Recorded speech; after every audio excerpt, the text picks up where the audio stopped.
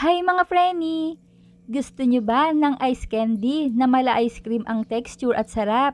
Halina kayo at isishare ko sa inyo ang sekreto ko para ma-achieve ang inaasahan nyong ganda ng tekstura at sarap nito na talaga namang uulit-ulitin mo. At sa kawali o saucepan, ibuhos ang 7½ cups of drinking water. Ganito ang gamit ko. Isunod ang 2 tasa ng white sugar. Any color naman ay pwede. At para sa kompletong listahan ng mga sangkap ay panoorin ang video hanggang dulo. Haluin lang at ibuhos ang 410 ml evaporated creamer o evaporada. Buksan ang init at iset ito over medium heat. At may natira akong condensed milk. Magkaiba ito pero pagsasamahin ko. Para naman hindi ito masayang. 1/2 can ubi condensed creamer at 1/2 can ng condensed creamer. Total of 1 can. 390 grams overall. At pwede kayong pumili kahit alin sa 2 flavor na nais nyong gamitin. Stir well. At pagsamahin ang 1 cup cassava flour and 1 cup of water. Mix well until dissolved.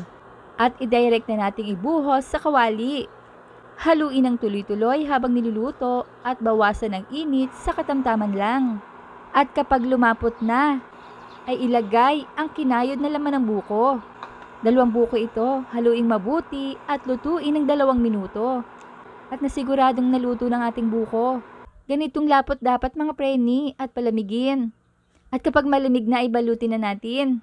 Gagamit tayo ng panel at ice candy bags. Size 2x10. Pangkain lang namin ito mga preni, kaya naman malalaki ang gagawin ko. Para naman hindi tayo mabibitin. Pero kung inyong negosyo nyo, small bags ang gamitin nyo. Yung tamang pang negosyo.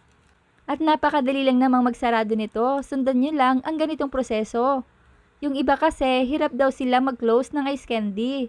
Basta ang technique lang naman dyan, ay huwag nyong pakapupunuin ng plastic para madali itong i-twist. Ayan, ulitin pa natin para clear. At napaka-smooth naman ang pagkakagawa ko, no more tapon. At malinis. Ayan, at natapos na nga lahat. At pagkatapos naman ng mahabang pagbabalot, ay matitikman naman natin ito mamaya. Hindi ko na ito hinugasan mga preni dahil wala namang natapon na kahit konting mixture sa plastic. Ang ginagawa kasi namin dito ay huhugasan na lang namin kapag kakainin na. Ay grabe yan, nalalaki talaga. At ilalagay ko lang ito sa malaking container para isang lagayan ko na lang sa freezer. O diba? Pagkatapos ay ilagay lang sa freezer ng at least 7 hours or overnight. Ganitong technique lang ay okay na. At makalipas ang magdamag, ay ito na ang napakagandang color ng ating ice cream candy. Inilabas ko na nga rin ito lahat para makita nyo naman ang outcome nito. At tingnan na nga natin kung gaano nga ba ito ka-smooth. Kung gagamit kayo ng kutsilyo ay mas maganda dahil pantay. Ginawa ko lang ito para makita nyo yung texture talaga. At tingnan nyo ha, ito yung sinasabi kong mala ice cream. Ayan, super smooth nito mga preni. Gagamitan ko pa ito ng kutsara para makita nyo rin na pwedeng itong sandukin. Ayan, pak na pak, panalo ang sarap. Try nyo na. Kaya i-like, i-share at i-follow nyo na ako para updated kayo sa mga reseping ibabahagi ko pa. Huwag kalimutan, cook with love. Thanks for watching. Bye-bye!